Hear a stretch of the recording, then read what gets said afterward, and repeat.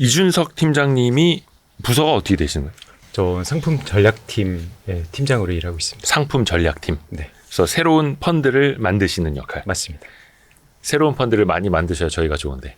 참고로 이 콘텐츠는 우리 자산운용의 경제적 지원을 받고 네. 만들어 드리는, 그리고 여러분들께도 새로운 펀드를 또 소개해 드리기 위한 네. 그런 콘텐츠입니다. 근데 앞부분에 정보가 좋습니다. 네. 특히 공모주 투자 관심 가지시는 분 굉장히 많거든요. 네, 근데 그게 우리나라 공모주가 아니라 네. 미국 공모주.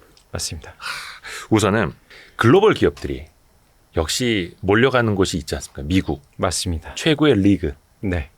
어떻습니까? 요즘 동향은? 오히려 이제 좀 질문을 드리면서 좀 시작을 할게요. 네. 2014년도에 미국에 상장한 기업들 중에 시가총액이 큰 탑3 기업에 대해서 혹시 들으신 적이 있으실까요? 24년? 네, 24년. 저는 2014년이라고 이거 10년 동안 어떻게 맞히지 이러고 있었는데 2024년 네, 탑3 글쎄요, 뭐였을까? 저는 미국 공모주를 잘 몰라가지고. 네. 일단 첫 번째로는 예. 카자흐스탄의 핀테크 기업인데요. 카스피 KG라는 회사가 이제 시가총액 1위였고요. 24년도에 현재까지 맞습니다. 미국에 상장한 기업들 중에서 네, 몸집이 가장 컸던 게 카자흐스탄 기업이에요. 맞습니다. 오. 핀테크 기업인데 뭐 우리나라 핀테크 기업하고 유사하게 비즈니스 하고 있고요. 카자흐스탄 기반으로 하고 있는데 그 기업의 시가총액이 올해 나스닥 상장한 미국 시장에 상장한 기업 중에 시가총액이 가장 컸습니다. 그래요. 카자흐스탄 기업이. 네. 또 어디가 있습니까? 두 번째는 이제 노르웨이에서 기업을 시작해서 지금 이제 스위스에 본사를 두고 있는 바이킹 홀딩스라는 크루즈 업체. 여긴 크루즈 하는 회사요. 맞습니다. 바이킹 홀딩스. 네, 맞습니다. 그리고 또 그리고 이제 세 번째가 핀란드의 이제 아머 스포츠였고요. 핀란드. 네. 그러니까 2024년 올해까지 현재 미국에 상장된 덩치가 가장 컸던 기업들이 카자흐스탄, 그다음에 어디입니까? 노르웨이. 노르웨이, 핀란드 이런 기업들이라고요. 맞습니다. 다 몰려가네요, 미국으로. 맞습니다. 그러니까 미국 자체 기업이 아니라. 맞습니다. 글로벌 기업들이 이제 미국으로 상장을 하고 있습니다. 얼마 전에 가장 화제가 됐던 게 그 ARM, 손정희 네. 회장이 투자했던 암. 네, 거기도 사실 영국 기업인데 미국에 상장한 거잖아요. 맞습니다. 뭐 다들 잘 아시는 네. 이제 반도체 IP 기업인데요. 23년도에 그 시가총액이 가장 컸었던 미국 상장 기업입니다. 그렇게 해서 글로벌 기업들이 미국으로 몰려가고 있다. 맞습니다. 그러니까 약간 그런 느낌 아닙니까? 축구 제일 잘하는 선수가 영국 EPL로 가려고 하는 거. 딱 맞습니다. 딱 적합한 비유입니다. 특히 근데 자본시장에서 네. IPO를 미국에다 하면 좋은 이유가 뭐예요? 첫 번째로는 그 미국은 이제 밸류에이션을 좀 높게 평가해주는 측면이 있습니다. 뭐 예를 들어서 유럽 같은 경우에는 애널리스트나 아니면은 포트폴리오 매니저들이 제너럴리스트의 성격을 좀 가지는 경우들이 많아요. 그러니까 전반적으로 시장에 대해서 이해를 하고 네. 좀 평균적으로 좀 이해하는 부분들이 있다라고 하면은 미국 시장 같은 경우에는 특정 섹터, 특정 기업에 대해서 좀 집중적으로 분석을 하는 애널리스트와 포트폴리오 매니저들이 상당히 많이 있습니다. 유동성 측면에서도 사실은 이제 미국이 전 세계에서 가장 유동성이 그렇죠. 많은 국가다 보니까 가장 큰 시장이니까. 맞습니다. 예. 그래서 이제 좀 밸류에이션을 높게 주는 부분들도 있고, 두 번째로는 주식 의결권 차등에 관한 부분들인데요. 그거는 이제 쿠팡이 미국에 상장할 때 그때 우리가 많이 들었었죠. 예, 뭐 김범석 의장이 이제 미국인이기 예. 때문에 그 주식 의결권 차등이 있었고, 가장 대표적인 예시가 이제 구글도. 구글도 이제 그러한데요. 클래스 A, B, C가 있는데 네. A 같은 경우에는 이제 한 주에 의결권 한 표고요. 그다음에 B 같은 경우에는 주식 한 주에 의결권 10표가 부여가 됩니다. 그 레리 페이지나 아니면 세르게이 브린 같은 이제 경영권을 방어하고 그다음에 회사의 방향성을 설정하고 꾸준하게 기업을 성장시키기 위한 전략적인 방향으로 이 의결권을 지켜가면서 회사를 경영을 하고 그다음에 자본 조달이 필요할 때는 C 클래스로 이제 자본을 조달하는 이렇게 해서 좀 성장하는 측면이 있기 때문에 그렇게 되면 자기네들 의결권이 희석되지 않으니까. 맞습니다. 기업의 이제 방향성이나 아니면 적대적 M&A에 대해서 좀 피해갈 수 있는 부분들이 있기 때문에 미국 상장을 계속적으로 이제 미국 쪽으로 가는 부분들이 있습니다. 그렇죠. 뭐 덩치 큰 기업들이 뭐 미국에서 받아주기만 한다면 미국으로 가자. 네. 그래서 미국 진출 뭐 이렇게 얘기하는 거고. 뭐 쿠팡도 잠깐 이야기를 했습니다만 물론 논쟁이 있을 수는 있습니다. 뭐 쿠팡이 한국 기업이냐 뭐 미국 기업이냐 뭐 이제 글로벌 기업으로 봐야죠. 한국 기업인데 미국 증시 상장을 또 준비하는 회사들도 있잖아요. 네, 맞습니다. 올해 초에 이제 서정진 회장이 셀트리온 홀딩스를 이제 나스닥에 상장하겠다라고 이제 밝혔는데요. 글로벌 헬스케어 펀드를 이제 조성을 하겠다라는 서정진 회장 뜻으로 좀 진행이 되고 있고요. 최근에 이제 조금 TMF 이슈 때문에 좀 주춤하고 있긴 한데 네. 야놀자 같은 경우에도 나스닥 상장을 추진하고 야놀자. 있습니다. 그쵸. 야놀자도 이제 손정희 회장이 21년도에 한 2조 3천억 정도 투자했죠. 규모로 이제 투자를 했었고 어허. 미국 델러웨어에 이제 법인을 설립을 하고 그다음에 주관사로 이제 골드만삭스 JP 모건을 주관사로 이제 설정해가지고 미국 상장을 좀 준비를 하고 있습니다.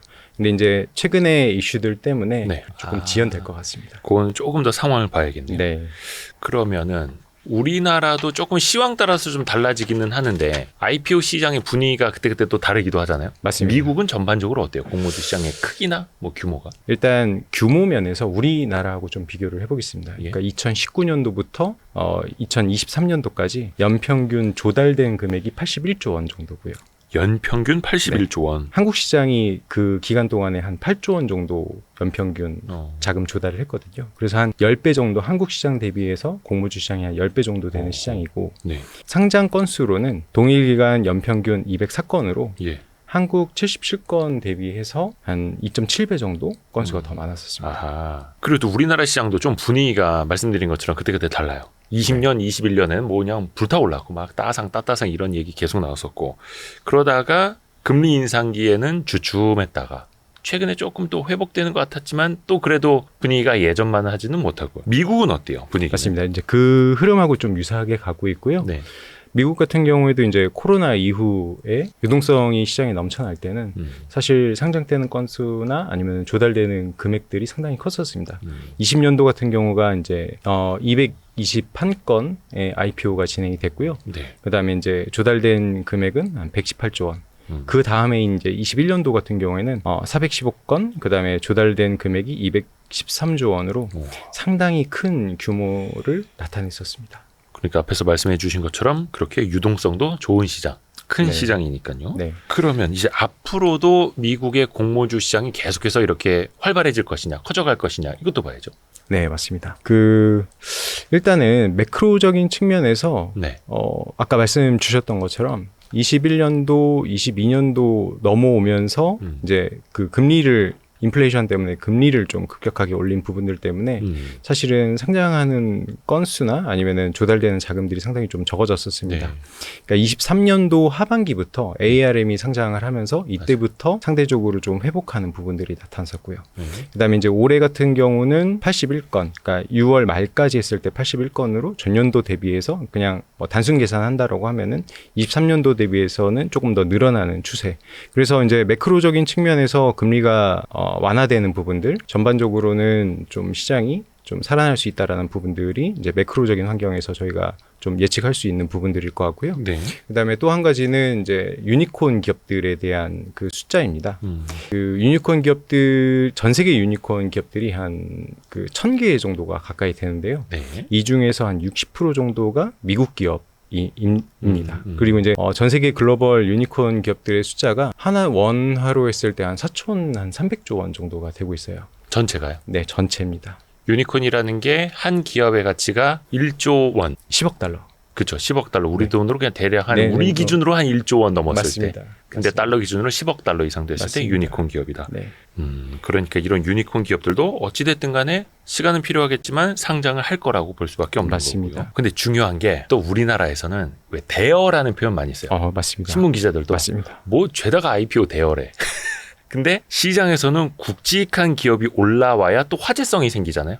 그러니까 맞습니다. 영화로 따지면 이제 블록버스터, 맞습니다. 흥행이 되는 거죠. 맞습니다. 미국에서는 또 어떤 기업들이 있을까요? 미국에는 뭐 가장 유명한 모두들 알고 있는 뭐 스페이스X 같은 스페이스X. 기업들이 이제 2015년 상장 예상을 이제 하고 있는데 25년, 네, 2025년. 근데 뭐 조금 더 늦어질 수도 있고요. 네. 근데 그렇지만 뭐 스페이스X라던가 아니면은 엔트로픽이라던가 네. 아니면 에픽 게임즈 그냥 딱 들으면은 투자자들이 그냥 바로 인식할 수 있는 이런 기업들이 내년도 올해 빠르면 올해 하반기부터 좀 상장을 할 예정이고요. 그리고 이제 스페이스X 같은 경우에는 뭐 여러분들께서 잘 알고 계시지만은 재사용 가능한 뭐 로켓 발사 그쵸. 시스템을 개발을 하고 있고 민간인들이 이제 우주 여행 갈 수 있는 이런 비즈니스를 그쵸, 좀 그쵸. 하고 있고 그다음에 자회사인 스타링크 통해 가지고 궤도 위성 사업을 하고 있어가지고 상장 시에 기대되는 주식 중에 하나고 그 되게 이제 좋은 포인트였던 게 우리나라에도 결국에는 공모주 펀드나 예. 아니면은 공모주를 실제로 투자했던 분들의 수익률이 좋은 경우가 예. 그런 대어들이 상장했을 때 아. 조달되는 금액이 많다라는 건 사실은 투자할 수 있는 금액이 많아진다라는 거거든요. 그렇기 때문에 이제 이런 기업들이 상장할 때 우리나라 공모 투자 수익률도 실질적으로 비례해서 좀 올라가는 부분들도 있지만은 실제로 미국도 마찬가지일 겁니다. 그래서 그래요. 이런 기업들이 계속 아까 말씀드렸던 유니콘 기업들이 지속적으로 올라오는 것들이 필요하고 그다음에 그렇게 될 것이라고 저희는 좀 예상을 하고 있습니다. 그렇죠. 소액 투자에서 그게 뭐 2배 나와야 맞습니다. 거액 투자에서 몇십 % 수익 나는 것보다도 못할 수 있으니 네. 투자 금액이 커져야 하는데 그러려면은 글로벌 대어들 블록버스터들이 한번 상장해 주는 게 훨씬 더 유리할 수도 있겠네요. 네, 맞습니다. 스페이스X, 뭐 엔트로픽. 네. 엔트로픽은 그 오픈 AI 맞습니다. 그 임직원들이 나와서 네. 설립한 또 AI 개발 나와서 회사이기도 하고. 뭐 그러니까 지금 오픈 AI에 대항을 해가지고 안정성, 투명성, 뭐 윤리적 사용, 뭐 이런 것들을 좀 보장하는 조금 더 바른 방향으로 가려고 하고 있는 기업이기 때문에 이 기업도 상당히 좀 기대가 되는 기업이고요. 뭐 에픽게임즈 같은 경우에는 뭐 언리얼 엔진으로 네. 게임 개발하는 플랫폼을 가지고 있고 그리고 이런 것들은 사실 그냥 인터넷에 구글링만 해봐도 25년, 26년 예정되어 있는 기업들이 한 60개, 70개 정도 예, 상당히 좋은 기업들이 있기 때문에 앞으로 이제 미국 공모주 시장은 좀 관심을 가지고 좀 볼만하겠다 이렇게 생각하고 있습니다. 근데 사실상 미국 공모주에 직접 투자하기는 쉽지 않고 몇 주 받지도 못하고 네. 아예 못 받는 경우도 생기고 해서 투자할 수 있는 방법은 저희가 뒷부분에 조금 더 구체적으로 이야기를 할게요. 네. 우선은 만약에 미국 공모주 시장에 투자를 했다면 네. 수익률은 어떻게 됐었을 것인가도 네. 한번 따져봐야죠. 네, 맞습니다. 그 미국 공모주 시장 주가를 이제 기간별로 수익률을 예. 나타냈는데요. 이제 19년도부터 24년도까지 이제 24년은 이제 6월 말까지 기준인데요. 그러니까 공모가 대비해서 상장일의 종가의 평균 수익률이 미국 공모주가 한 26% 정도가 되고요. 상장일 네, 그러니까 상장일의 상장 종가, 첫날이요? 첫날입니다. 오. 평균이 26% 정도가 되고 2019년부터 24년 6월까지 맞습니다. 그다음에 동일 기간에 한국 공모주가 한 59% 정도가 됩니다. 역시 한국이 최고네요. 맞습니다. 농담이고요. 네. 근데 미국도 상장 첫날의 수익률이 19년부터 24년 6월까지가 평균 26%. 근데 요 숫자만 놓고 보면 그래도 한국 공모주는 못 이기지. 네. 첫날 따상은 못 이기지. 또 이럴 네. 수 있거든요. 네, 맞습니다. 이제 이거에 대해서는 저희가 한 두 가지 정도의 관점을 가지고 봐야 되는데 아까 네. 좀 대표님께서 말씀 주셨던 첫 번째로 그 비중이 얼마만큼 우리가 투자할 수 있느냐. 아무리 그렇죠. 뭐 그 코스닥 기업들 같은 경우에 이제 200억 정도 공모자금 공모할 때. 조달하는데 사실 청약하는 엄청난 기관들과 외국인 투자자들 개인 자금들을 생각하면은 경쟁률이 뭐 맞습니다. 몇 주 못 받죠. 몇 주 못 받습니다. 그래서 많은 분들이 이제 흔히들 이제 공모주 투자는 그냥 치킨값 번다. 맞습니다. 2, 3만 원 벌어서 그것도 열심히 해갖고 네. 2, 3만 원. 네. 그런데 이제 미국 공모주 같은 경우에는 개인 투자에 제한이 있습니다. 예. 뒤로 넘어가서 제가 좀 한번 설명드릴 텐데 대부분 배정이 기관 위주로 좀 배정이 됩니다. 상대적으로 수익률은 조금 낮더라도 받는 물량들이 좀 많기 때문에 상대적인 수익률에 있어서는 조금 더 나을 수 있는 부분들이 있습니다. 그러니까 금액으로 따져봤을 때 금액 비중이 더 네. 커질 수 있으니까. 맞습니다. 공모주의 초기 수익률이 특히 좋은 이유는 뭘까요? 특히 앞에서도 비교해 주신 게 상장 첫날 네. 수익률이잖아요. 맞습니다. 이게 이제 타 채널에서도 예. 좀 그 유사한 컨텐츠로 해서 좀 최근에 언급된 영상이 있었어요. 네. 거기서는 약간 너무 좀 과열되어 있고 뭐 밸류에이션에 상관없이 그냥 주가가 너무 많이 오른다라는 이제 문제점을 네. 좀 많이 말씀해 주셨는데 그냥 와이스트릿의 구독자라고 하면은 그냥 그 현상을 이해하고 이거를 우리가 어떻게 투자를 할 것인가에 대한 이해도를 좀 키워가는 게 좀 필요할 것 같습니다. 그렇죠. 예. 첫 번째로는 수요와 공급의 미스매칭인 것 같아요. 왜냐면은 아까도 이제 대표님 말씀하셨지만은 어떤 기업이 상장할 때 뭐 1000대 1이다. 뭐 1200대 1이다 라고 하면은 수요는 많은데 공급은 적은 거지 않습니까? 네네네. 그렇게 되면 상장했을 때 초기에 수요가 더 많고 공급이 적기 때문에 사실 그 수요와 공급의 미스매칭 때문에 수요가 더 많은 부분들이 첫날 주가, 이튿날 주가에 좀 반영되는 부분들이 있고요. 그렇죠. 그리고 이제 두 번째로는 시장 심리하고 좀 기대감인데 예. 시장이 좀 완화적이고 그다음에 그 기업에 대한 기대감이 상당히 높게 형성됐을 때 사실 주가의 상승이 또 크게 나타나는 부분들이 있습니다. 뭐 멀리 가지 않아도 이제 코로나 시기에 뭐 따따상 이렇게 됐었던 부분들, 네. 그다음에 이제 작년도 하반기 같은 경우에는 시장이 안 좋아졌다가 안 좋은 상태에서 좀 낮은 밸류에이션에 올라왔었던 기업들이 계속 연속적으로 좀 주가 흐름이 좋은 부분들 나오면서 그 이후에 상장하는 기업들은 첫날 주가가 계속 좀 좋았었던 패턴이 또 올해 상반기까지도 계속 좀 이어지는 부분들이 그런 이제 기대감, 그 시장의 분위기 이런 것들이 좀 기인하는 것 같고요. 그다음에 이제 세 번째로는 최근에 이제 한 지난주에 갑자기 시장이 급락이 있었지 않습니까? 근데 그 이유에 대한 사유를 이제 기계가 매도한 부분들 때문에 상당히 좀 시장에 큰 폭의 우리가 예상한 것보다 훨씬 더 큰 폭의 하락이 있었다라고 하는데 알고리즘 펀드 맞습니다. 같은 것들. 근데 이제 알고리즘 펀드의 여러 가지 조건 중에 하나 거래량 같은 것들이 있는데 예. 실제로 이 공모주들은 상장 초기에 거래량이 집중되는 형상이 있기 때문에 저희가 알 수 없는 개인들의 단기 거래, 기관들의 단기 거래, 알고리즘의 단기 거래들이 집중이 되기 때문에 다 뛰어드는 거예요, 그냥. 맞습니다. 전쟁터. 네, 상장 첫날. 네. 그래서 상장 초기에 이제 주가가 좋은 현상들이 일어나는데 사실 이제 거래량이라고 하는 거는 주가가 좋기 때문에 거래량이 발생하는 것도 있고 예. 그다음에 거래량이 좋기 때문에 주가가 올랐다는 약간 이제 뭐 닭과 달걀 같은 이런 이야기이기 때문에 좀 조심스럽긴 하지만은 거래량에 그대로. 대한 부분들도 좀 생각해 볼 필요가 있을 것 같습니다. 그래서 그 있는 그대로 뭐 상장 초반에 주가가 좋다면 또 그것도 이용하는 게 또 하나의 맞습니다. 투자 방법일 네. 수 있을 테고요. 네. 아까도 잠깐 그 미국의 공모주 제도가 우리랑은 좀 다르다라고 네. 언지를 주셨는데 구체적으로 어떻게 다른지 네. 그거를 좀 알려주세요. 미국 시장은 그러니까 좀 시장에 맡겨두는 편이에요. 네, 시장에 맡겨두는 편이어서 기관 위주로 좀 배정이 되는데요. 기관 위주로. 네. 기관 위주로 배정이 되는 이유는 사실 시장에 좀 안정성을 제공하는 측면이 있고 두 번째로는 IPO 과정에서 조달 시에 이제 불확실성을 낮춰주는 부분들이 있습니다. 네.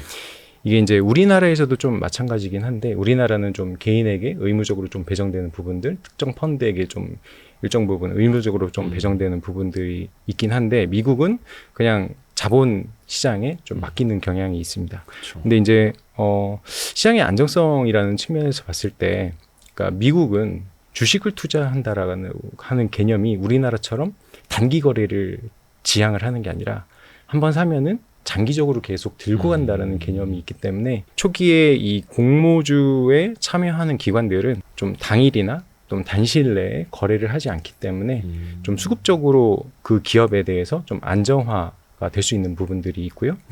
그다음에 두 번째로는 그 기업에 대한 전문적인 분석 능력이 있기 때문에 IPO 기업 가치를 보다 좀 정확하게 평가해 줄 수 있는 부분이 있습니다. 그리고 이제 IPO 과정에서 조달의 불확실성은 아무래도 이제 기관들의 자금이 많이 있기 때문에 네.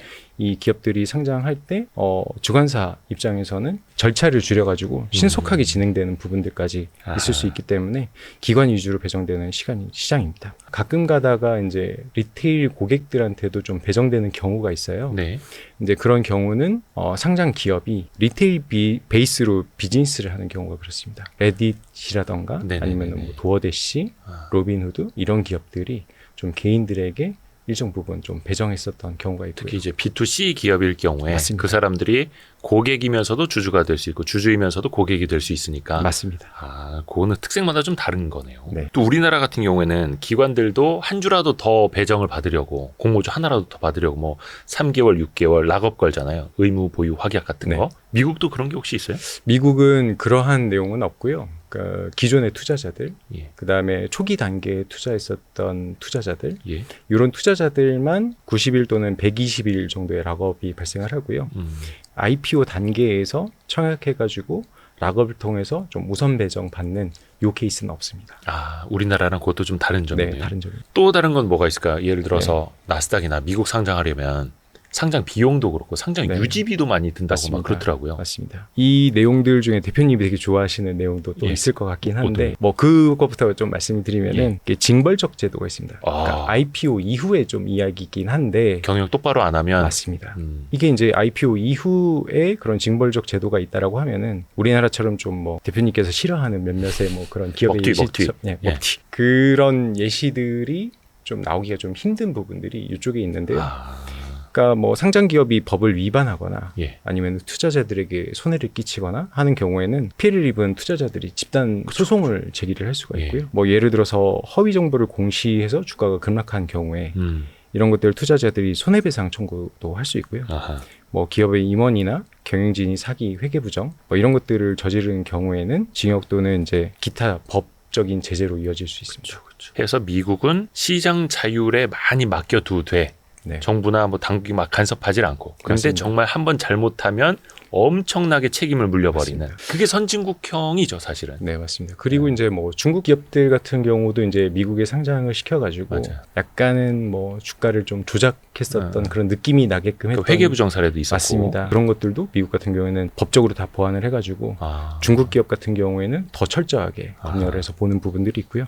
그다음에 아까 말씀하셨던 상장 유지 요건 같은 경우에도 매우 까다롭습니다. 뭐 거래소에 지불하는 연간 수수료가 15만에서 한 150만 달러. 그다음에 정기적으로 외부 감사 비용이 또 연간 수십만 달러가 발생을 하고요. 증권법 그다음에 규제 준수를 위해서 법률 자문 서비스를 받는데 이런 경우에도 이제 수십만에서 수백만 달러가 들고요. 재무적으로 안정적이고 조직적으로 좀 역량이 있어야지만 또 미국 시장에서 상장을 유지할 수 있기 때문에 상당히 쉽다고 하더라도 사실은 그 유지하는 것들이 훨씬 더 어렵기 때문에 애초에 이제 상장을 할 때 좀 이런 것들을 많이 고심하고 그렇죠. 상장한다고 볼 수 있겠습니다. 그러니까 문턱이 조금 더 높은 거네요. 또 유지하려는데도 문턱이 맞습니다. 높은 거고. 들어가서 그 안에 안착을 하고 정말로 기업이 의지를 갖고 성장을 하려면은 그 조건을 맞추는 게 매우 까다롭다는 거죠. 약간 대학교 교육이랑 비슷하네요. 네. 대학교 우리는 입학이 어렵고 다니는 건 쉬운데 미국은 일단은 입학하는 게 그렇게 어렵진 않지만 계속해서 다니고 졸업하는 게 진짜 어려운. 맞습니다. 아, 비슷하는구나. 네. 우리 팀장님이 네. 우리 자산운용에서 지금 이제 펀드 설계 뭐라 해야 되죠? 네. 신상품을 네. 만드시는 그런 위치이신 거죠? 펀드 전략 팀장이고요. 예. 어떤 펀드들이 지금 좀 각광을 받고 있는지, 그다음에 시장 변화에 맞게끔 어떤 상품을 출시해서 투자자들의 효익을 좀 올릴 수 있는지, 그다음에 저희 회사의 상품, 저희 회사의 펀드 라인업에 대해서 어떤 투자들에게 좀 적합할지, 어떤 시기에 좀 맞을지 이런 것들을 많이 고민하고 고객분들 그리고 내부적으로 좀 소통하는 역할을 하고 있습니다. 그렇죠. 펀드라는 게 사실 이제 간접 투자의 대명사 같은 건데, 네, 이것도 이제 트렌드 같은 게 있지 않습니까? 맞습니다. 최근의 흐름은 어느 쪽으로 가고 있어요? 돈의 흐름이? 최근은 그 원고도 조금 쓰고 하면서 한 10년의 기간을 좀 제가 어떤 변화가 있었는지를 생각을 해봤어요. 예. 그런데 예전은 한 10년 전만 해도 공모펀드에 투자자들이 좀 많이 투자하는 편, 네. 그다음에 사모펀드에 조금씩 그 투자 익스포저를 예. 좀 늘려가는 편, 그다음에 투자자들이 개인적으로 합습을 하기에는 조금 어려웠던 시기였던 것 같아요. 10년 전은. 근데 이제 이 시간이 지나면서 개인들이 직접 공부를 하기 시작을 했고, 그다음에 공부를 하면서 ETF에 투자를 하기 그렇죠. 시작을 했고, 그다음에 개인적으로 주식을 투자를 하면서 이런 와이스트릿 같은 좋은 유튜브 채널에 와서 아이, 그럼요. 또 깊게 공부를 하면서 본인이 이제 의사 결정을 하는 요 흐름으로 갔던 것들이 그대로 금융상품에 반영이 됐습니다. 네. 공모펀드는 전체적으로 이제 액티브 펀드들 위주로 해서 수익률이 뒷받침이 안 되는 펀드들은 수탁고가 자연스럽게 다 감소를 했고요. 그렇죠. 그 다음에 ETF 쪽, 특히 이제 패시브하게 기업 어느 섹터에 대해서 특정되어 있는 그런 ETF들이 시장에 많이 좀 흥행을 하고 자금몰이를 했고, 그 다음에 그럼에도 불구하고 공모펀드 중에서 자금이 몰린 펀드들은 채권펀드하고 그 다음에 공모주 펀드 이런 것들이 좀 시장에서 인기를 얻고 있는데, 이거는 좀 신경을 안 써도 금리 대비해서는 어느 정도 플러스 알파의 투자 수익을 얻고자 하는 그런 니즈들 때문에 좀 이쪽에서 좀 자금의 흐름이 좋았고요.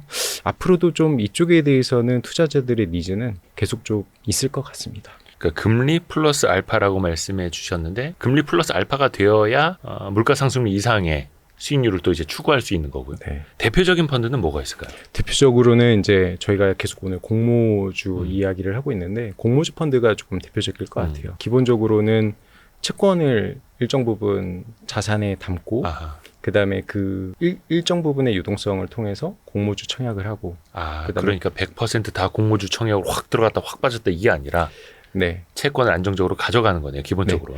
그러니까 공모 청약을 개인이 하는 거하고 공모주 펀드가 하는 거를 좀 비교해서 말씀드리면은 그 장점이 좀 드러날 수 있을 것 같은데 공모주를 청약하는 경우에는 개인이 일정 금액을 공모주를 진행하는 주관사에 자금을 넣어서 그렇죠. 증거금을 납입을 하고 그 다음에 이게 청약이 들어가면은 배정을 받고 그 다음에 증거금이 해제돼서 다시 이제 환불받고. 다 환불받고 예. 이런 프로세스를 겪게 되는데 아까 말씀하셨던 대로 이렇게 진행을 하면은 LG에너지 솔루션 같은 경우에는 금액을 많이 넣으면은 조금 의미 있게 조금 받겠지만 그것도 엄청나게 뭐 금액 대비해서 엄청난 수익률이라고 말하기는 어렵고 코스닥 기업들 같은 경우에는 진짜 치킨값 어느 정도. 근데 그렇게 했는데 또 뭐 예를 들어서 A증권사에서 했다라고 하면 B증권사에서 하면은 또 경쟁률 다르고. 네. 금액을 또 옮겨야 되고 거래 안 하던 증권사. 네, 이쪽으로 옮겨야 되고 그런 번거로움이 있기 때문에 공모주 펀드로 했을 때는 이런 것들을 이제 기관에서 대신 청약을 해주고 그다음에 청약을 할 때 청약 증거금이 없습니다. 대신에 이제 펀드의 NAV 대비해서 뭐 100억짜리 펀드라고 하면은 우리는 100억에 대해서 청약을 진행합니다. 펀드의 순자산. 맞습니다. 순자산에 대해서 그러면은 100억은 전부 다 이게 증거금으로 들어가지 않고 채권 자산이나 수익성 자산에 머물러 있기 때문에 이자는 나오면서 공모주에 대한 수익률은 얻어갈 수 있기 때문에 이런 것들이 이제 공모주 펀드를 했을 때 일반 공모주를 청약하는 것보다 일정 부분의 장점이 여기 있죠. 그러니까 펀드로 하게 되면은 공모주 청약을 하기 위해서 기존에 투자했던 거 다 팔고 증거금으로 넣어야 되고 이러지 맞습니다. 않아도 된다. 맞습니다. 여기는 계속해서 채권으로 갖고 있어도 된다. 네. 그런 장점이 있는 거네요. 또 하나가 많은 분들이 IPO 그러니까 공모주에 직접 청약을 해서 투자해 보신 적은 있을 텐데 공모주 펀드로 많이 하신다는 건 저도 주변에서 많이 보지 못했어요. 이 공모주 펀드의 특징에 대해서도 좀 알려주세요. 이거를 제가 직접 그렸는데 직접 그려서 좀 이쁘지가 않습니다. 좀 개념을 좀 잡기 위해서 이렇게 좀 도식화를 했는데요. 아까 말씀드렸던 것처럼 일반 공모주 같은 경우에는 채권을 60% 이상 담고요. 보통은 채권이 이제 90% 이상 들어가게 됩니다. 95% 정도까지 단기 채권을 담고 만기가 한 운용사마다 조금씩 다르긴 한데 보통의 평균 만기가 한 1.3년 정도 되는 채권을 담고요. 그 다음에 공모주는 일반 기관 배정을 통해서 좀 소폭 받아가지고 채권의 공모주 수익률을 조금 더하는 구조라고 보시면 될 것 같고요. 그 다음에 이런 공모주 펀드들이 여러 유형이 있습니다. 일반 공모주 펀드, 하이힐드 공모주 펀드, 코스닥 벤처 펀드 이렇게 있는데 하이힐드 공모주 펀드 같은 경우에는 이제 그러니까 예상 수익률이 조금 더 높게 되죠. 왜냐하면은 하이힐드 채권이라는 것 자체가 실제로 일반 채권 대비해서 국고채 대비해서 일드 자체가 높고 리스크가 높은 채권이기 때문에 그러니까 채권 수익률이 높은 곳에 투자를 한다. 그러니까 조금 더 위험성이 높은 맞습니다. 채권에 투자하기 때문에 맞습니다. 그래서 이제 하이힐드 채권은 45% 이상 담고 그다음에 채권을 이제 전체 포지션으로 봤을 때 60% 이상 되는데 이렇게 되는 경우에 마찬가지로 채권에 대한 투자가 한 95%이 정도까지 담기고 나머지 이제 유동성을 가지고 공모주에 투자를 하게 되는데 장점은 코스피의 우선 배정 5%, 코스닥 우선 배정 10%가 있기 때문에 이건 이제 배정 받을 때 하이힐드 공모주 펀드 안에서 무조건 10%, 5%를 우선 배정해주는 그게 이제 정책적으로 있습니다. 왜냐하면 이게 저희가 레고랜드 사태 때 채권 시장이 안 좋으면서 하이힐드 채권에 대한 부도를 좀 심각하게 고려할 때여서 그때 이제 하이힐드 펀드에 대해서 과세 혜택이라던가 아니면 우선 배정의 혜택을 좀 늘렸었던 부분들이 지금까지 좀 이어져고 있다고 보시면 될 것 같습니다. 그러니까 약간이라도 위험성 높으면은 금융시장에서 좀 상황 안 좋을 때 투자 안 하려고 하니까 야 너네 조금 위험성 높지만 저 하이힐드 채권 투자하면 우리가 공모주 배정 더 시켜줄게. 니들 이것 좀 사. 맞습니다. 이렇게 이제 정책적으로 유도를 하는 거죠. 네, 맞습니다. 코스닥 벤처 펀드도 마찬가지고. 마찬가지입니다. 뭐 그래서 비상장 기업이나 벤처 기업에 많이 투자하면 공모주 조금 더 배정해 줄게. 네, 맞습니다. 저희가 앞에서도 미국 공모주에 대해서 이야기를 좀 듣지 않았습니까? 한국 공모주 말고 사실 뭐 한국 공모주는 이제 직접 하시는 분들도 많으니까. 근데 앞에서도 말씀해 주신 게 미국 공모주는 개인이 직접 하기가 어렵고 거의 받기도 어렵고 미국 공모주에 투자하는 방법도 좀 알려주세요. 네. 그 미국 공모주 시장 아까 예. 좀 말씀드렸던 내용인데 미국은 사실 아까 말씀드렸던 것처럼 기관에 우선 배정되는 부분들이 상당히 많습니다. 그렇기 때문에 개인이 배정받을 수 있는 부분들은 거의 뭐 전무하다고 봐도 좀 사실 무방할 것 같고요. 그다음에 우리나라에서 뭐 증권사 두 곳에서 미국 IPO 배정 서비스를 시작을 했는데 예. 되게 유의미하게 거래되고 있는 부분들은 현재까지는 좀 그렇게 없는 걸로 좀 보고 있습니다. 그러니까 있긴 있는 것 같은데 되게 아무리 뭐 리서치를 해보고 제가 콜센터로 연락을 해봐도 뭔가 이렇게 유의미한 뭐 이런 내용들은 좀 없었기 때문에 그러니까 많이 공모주 받아줬다는 얘기는 안 하죠. 맞습니다. 예. 네, 왜냐하면은 아까 말씀드렸다시피 기관들 위주로 배정이 되고 기관 위주로 배정을 했을 때 사실 미국 같은 경우에는 주관사 그다음에 상장 기업의 의견에 따라서 배정이 되는데 그것도 기관의 등급이 매겨지겠죠. 그렇기 때문에 사실 어떤 기관이냐에 따라서 배정받을 수 있는 게 크고 우리나라 같은 경우에는 증권사가 그런 대행 서비스를 한다라고 하면은 정말 메이저 기관이 그 중개를 해주지 않는 이상 이 물량들을 잘 받아올 수 있는 부분들은 좀 희소하다라고 봐도 무방할 것 같습니다. 펀드 이름이 쉽네요. 예. 아, 이거 직접 지으신 겁니까? 직접 지었습니다. 아, 우리 정말 쉬운 미국 공모주 펀드. 네. 아, 어떤 특징이 있습니까?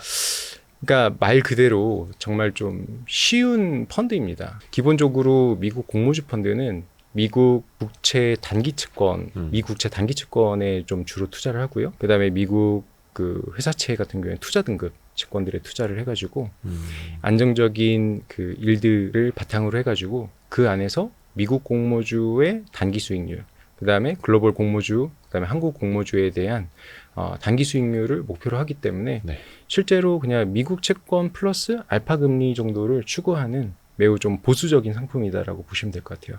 네, 다만 좀 유의해야 될 것은 실제로 채권의 수익률과 그 해의 공모주의 수익률에 따라서 수익률에 좀 편차가 나타나는 부분들이 있습니다. 그렇기 때문에 미국 공모주도 좀 유사한 흐름으로 갈 것 같아요. 네. 그래서 이제 미국의 단기물 채권에 연동이 돼서 펀드의 수익률은 나오다가 뭐 예를 들어서 뭐 스페이스X와 같은 기업들이 좀 공모된 조달 금액도 많고 사람들의 인기가 많아서 이게 좀 수익률이 좋게 올라간다라고 하면은 그때 계단식으로 그런 기업들에 투자될 때마다 계단식으로 올라갈 것 같고요. 그다음에 저희가 이제 좀 보수적으로 설계한 모습 중에 하나는 저희가 이제 당일 매도를 하는 거를 기본적으로 좀 가져갑니다. 왜냐면 공모주를 받았을 때. 네. 그러니까 국내 공모주들이 대부분 그러하거든요. 대부분 이제 그렇죠. 국내 공모주들 같은 경우에는 락업이 없는 경우에는 당일 좀 매도를 많이 하는 편이고 락업이 끝나는 경우에 이제 매도를 하게 되는데 저희도 이제 주식에 대한 노출도라고 하는 거는 결국 이제 변동성에 노출이 되는 부분들이기 때문에 예. 그 부분을 좀 최소화하기 위해서 당일 매도를 원칙으로 하되 근데 대신에 저희가 특정 기업들은 조금 보유할 수 있게끔은 저희가 좀 열어놨습니다. 왜냐하면은 상당히 좀 밸류에이션이 낮은 상태로 상장하는 기업이거나 아니면 향후 성장성이 너무 좀 눈에 띄게 보이는 기업들인 경우에는 일정 부분 보유했다가 좀 매도하는 전략으로. 그래서 기본적으로는 펀드는 좀 투자자분들께서 이해하기 쉽고 그다음에 수익률의 패턴도 좀 이해하기 쉽게 이렇게 조금 펀드를 설계했다고 보시면 될 것 같습니다. 심플하네요. 네. 밑에 채권 깔고 가다가 공모주 맞습니다. 받아서 네. 상장 첫날 많이 이제 슈팅이 나오면 그때 팔고 맞습니다. 아니면은 조금 너무 싸다 싶으면 조금 더 중장기적으로 가져갈 수 있고 맞습니다. 그럼 이걸 우리 자산운용에서 직접 미국 가서 다 운용하기는 쉽지 않잖아요. 네. 현지 운용사랑 같이 협업하시는 거예요? 네, 맞습니다. 이 펀드가 나오게 된 배경이 예. 사실 이제 누버거 버먼 쪽하고 이 상품에 대한 아이디어를 계속 좀 주고받았었던 부분들이 있었습니다. 이제 그 담당자분하고 저하고 한국 공모주 시장의 좀 인기에 대해서 이야기를 했었고 누버거 버먼이 비상장으로 투자했었던 기업들이 상당히 많은데 네. 이 기업들이 올해부터 상장을 하고 있고 아하. 향후에도 계속 상장을 할 것 같은데 이러한 프리미엄들 때문에 우리가 공모를 할 때 그 기업에 대해서 청약을 배정을 많이 받을 수 있을 것 같다라는 아이디어 때문에 좀 펀드의 아이디어가 시작이 됐었고요.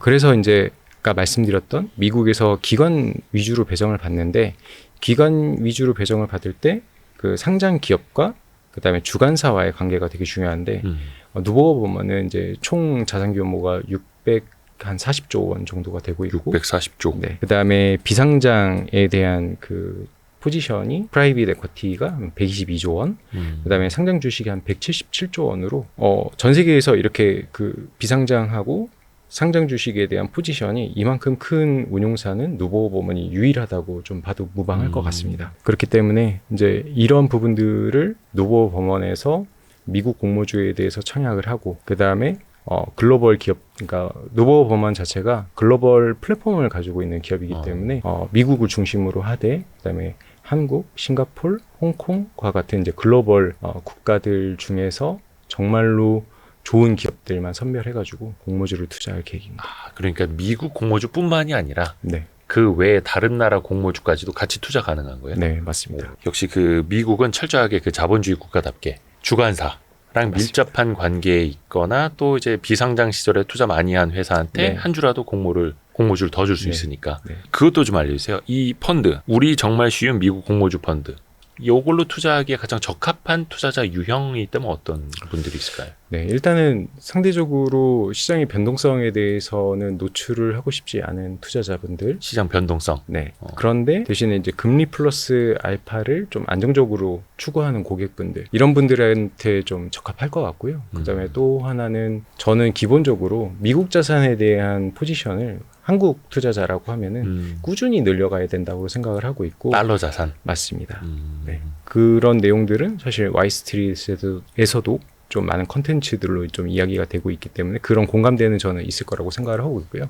근데 대신에 미국 기업에 대한 일반 주식 그리고 주식형 ETF 이런 것들로 좀 집중이 되어 있기 때문에 사실 시장의 변동성이 노출이 됐을 때는 어느 정도 일정 부분 방어를 해줄 자산이 좀 필요합니다.